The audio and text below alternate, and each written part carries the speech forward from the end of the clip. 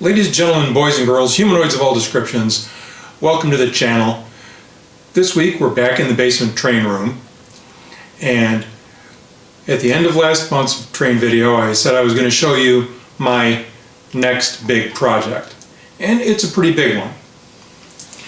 As you can see, let me loosen you guys up a little bit.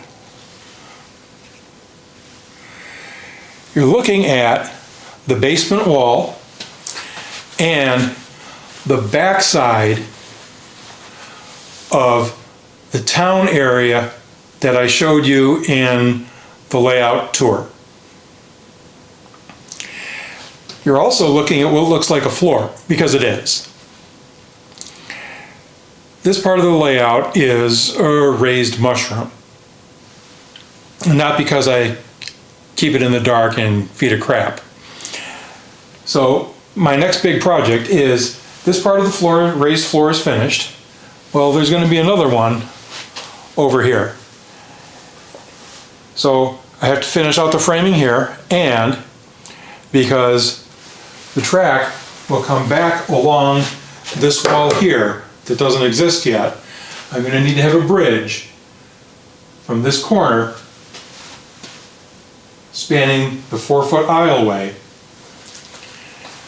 And so that's going to mean a river area and a gorge with actually 2 bridges crossing it. So I'm going to have to cover the back of this here with masonite, or tempered hardwood, which, as it comes from the lumber yard, looks like this. It's a paper product. Comes in several thicknesses. This is 1/8 inch. It's got this nice smooth side on one side. It takes paint and primer very nicely.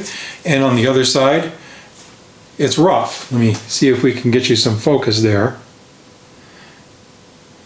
And that side takes adhesives very nicely. So bridging is one of my both least favorite projects and one that's the most satisfying. Now, onto the problem that I mentioned in last month's video. So, I used a product from a reputable company as the pad for Lakeport Yard, and it just doesn't support the excellent Caboose Industries ground throws very well. Well, as you can see, again, we'll give you a little focus here. I've used a pencil and a speed square, and this masonite is going to be cut into small squares,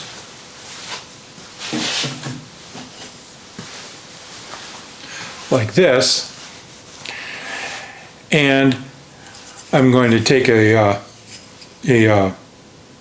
X-Acto knife, a putty knife,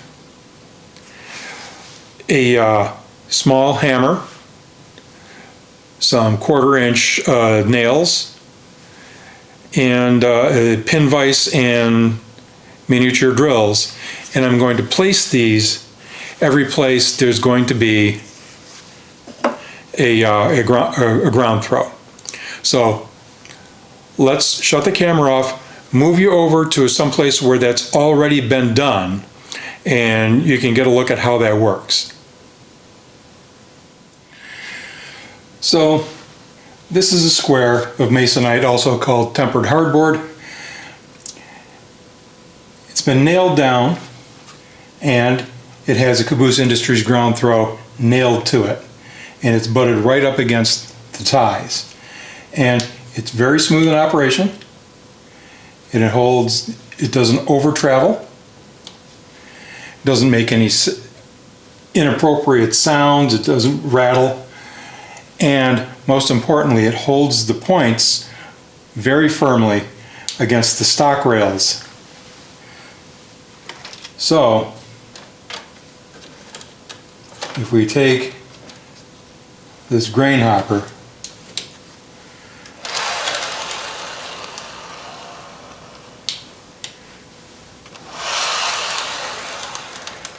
it moves nice and smoothly through the turnout.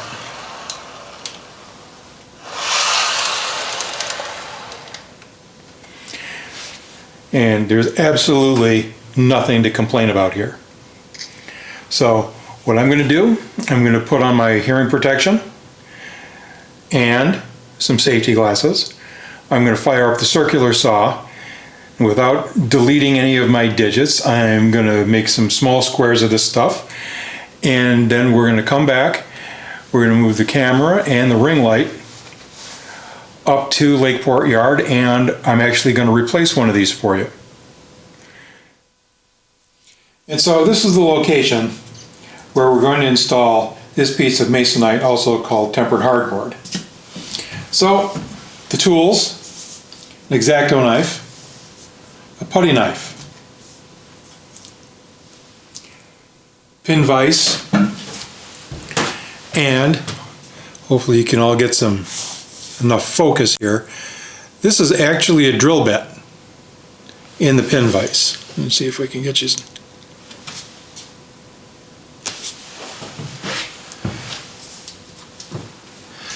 I have small ball peen hammer, and for pulling the 1/4-inch nails, I have a multi-tool.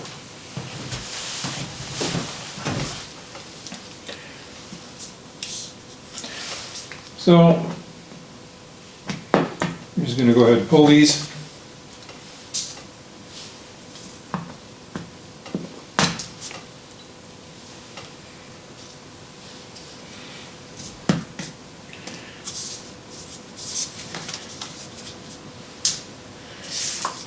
And we're going to go ahead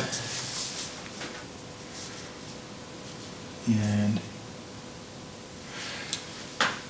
put that piece of masonite right up against the ties, and we're going to go ahead and cut right down to the plywood.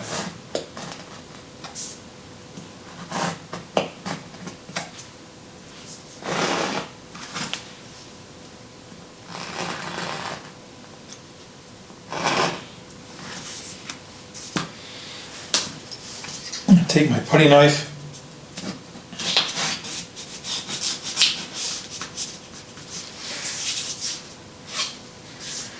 scrape underneath, and I just gently insert the tip of my X-Acto knife underneath the turnouts throw bar, cut underneath there.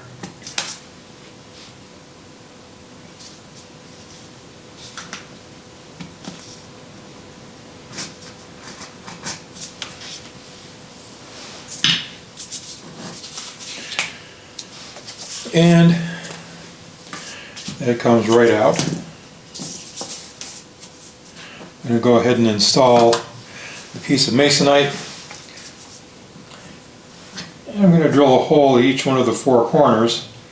Remember, if you've never dealt with the pin vise in these miniature twist drills before, the drills can be very fragile. They're only about the size of a sewing needle. You can feel and hear that I've made it through to the plywood. I'm just putting basically the weight of my hand and not pushing down.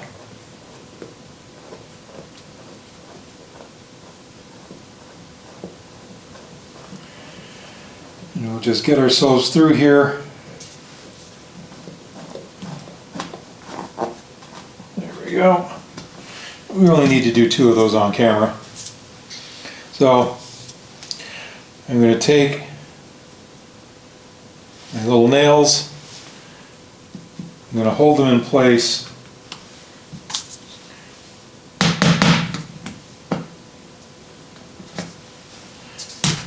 with the pliers on the multi-tool.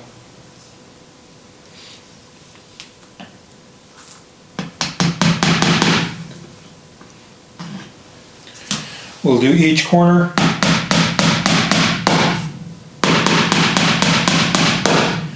And I'll bring you guys back in a minute. So I've nailed down the piece of masonite, And I've centered the points, as you can see, and I've put, just with a little finger pressure, I've put a little nail keeping the points centered between the stock rails. And that's going to help as I reinstall the ground throw. The ground throw is positioned with the lever straight up and down.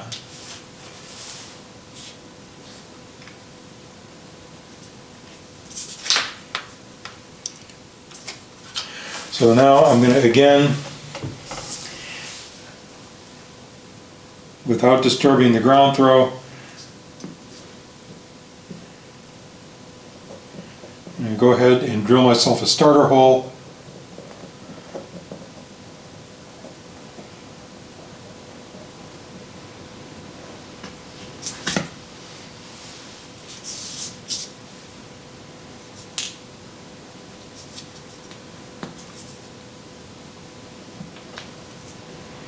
And I didn't go deep enough.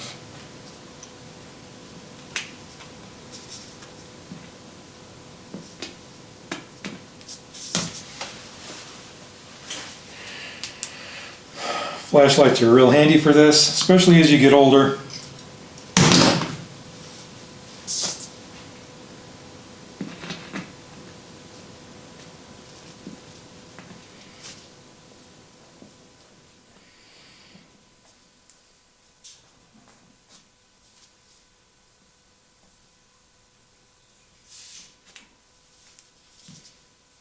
There we go.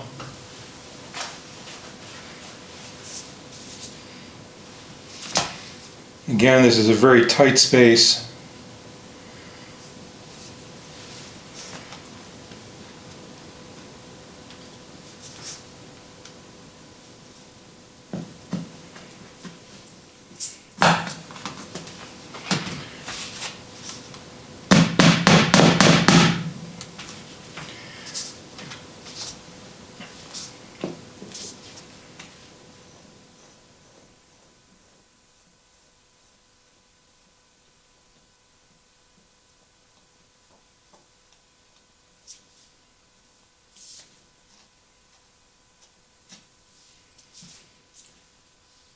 Two of these nails is all it takes.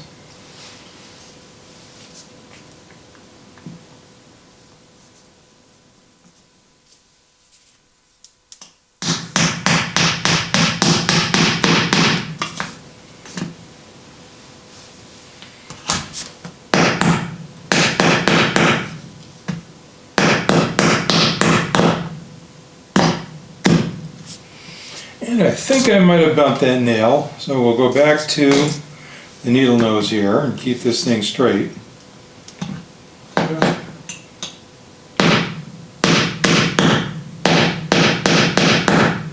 There we go.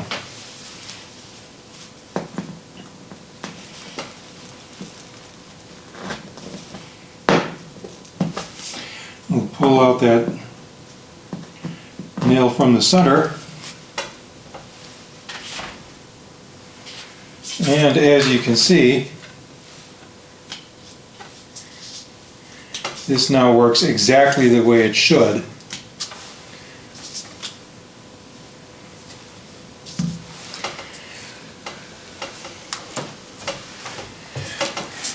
So that's how I'm going to solve this problem here in Lakeport Yard.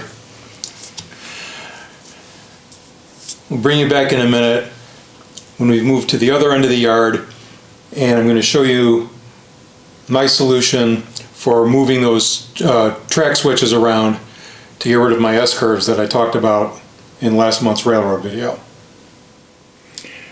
Okay, so here we are again. It's a new day because it started raining like a you-know-what, and the sump pump was quite frankly becoming annoying. So I've prepped the area to move these turnouts. I've gone through with my multi-tool and I've pulled up all of the track spikes. I've gone underneath track out here on the main that has to be moved. And at the time that I laid this track, there was a lot of push for people to use construction adhesive to glue their track down, which I'm frankly not ever going to do again. I tried it in a small area and it's just not worth the effort. So I've pulled up the track spikes, and I've also removed 2 of the Caboose Industries ground throws, one from this turnout and one from this turnout. Well, 3. 1, 2, 3. And what's going to happen next, I'm going to put on these safety glasses, and I'm going to use a rotary tool, a Dremel, to cut the track so I can switch this crossover and this crossover end to end. And then move these 2 turnouts back here as well. And then these 2 turnouts will come with these 2. The ceramic cutoff wheels used in Dremel tools and other high velocity rotary tools are very thin, and they're excellent for cutting things like track, but they can shatter, sending shards of ceramic in all kinds of unpredictable directions. You do need to wear eye protection. It's also not a bad idea to wear hearing protection, not so much because they're terribly loud, but because the sound is very high pitched. So I'm going to cut the track, and then I'm going to turn you guys back on, and we'll start moving things around. So here we are. I've taken out this set of crossovers and this double crossover here, and frankly there's some carnage here, and as you can see. And I've also elected to remove this piece of flex track from one of the switching leads. The tie strip is damaged. I've got plenty of more Code 83 flex track, and if I need a couple of small pieces, I'll take them from this. So my next thing that I'm going to have to do is unsolder all the rail joints from between these turnouts. As I get that done, as I said, the turnout that came from the south main track to the north main track will move from over here to down at that end. And that way I can get over here onto the north main, I can get all the equipment straightened out, and then move from the north main to the switching lead for the arrival and departure tracks without having that terrible S-curve. And so when I'm ready to start reinstalling track, I'll bring you back. Finally, we're back. After several days of language that's not fit for print, I managed to get all the tie strips up for these turnouts without damaging them and without giving myself any puncture wounds or lacerations.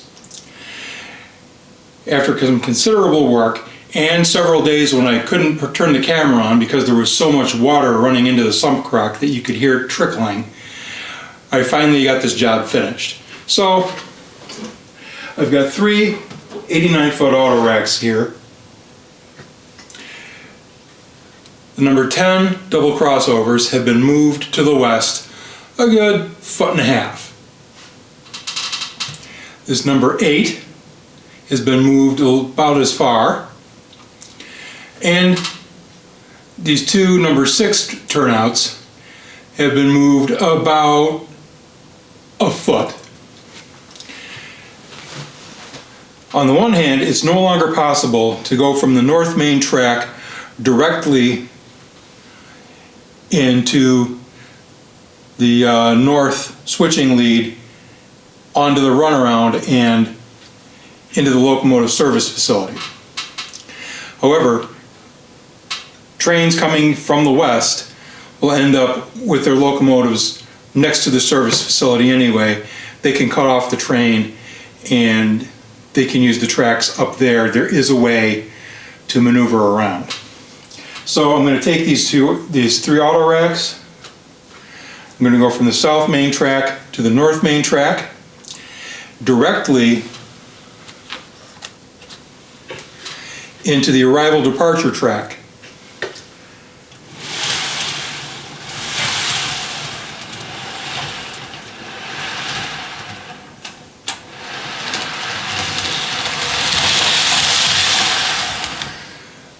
No derailment, no binding, nice and smooth. So mission accomplished there.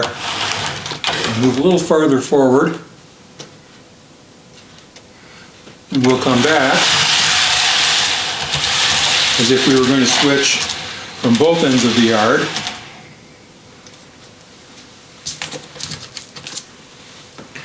And we'll see what happens here.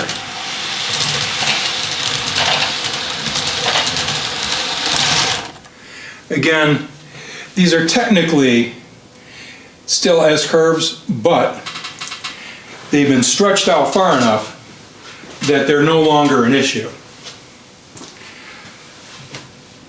So next month, with any luck with the weather, I'll be able to get some more lumber down here into the basement, and we'll continue on with the second part of the mushroom and the area where the bridge will be, and I'll show you the kits that I'm going to start off with. And until then, thanks for watching.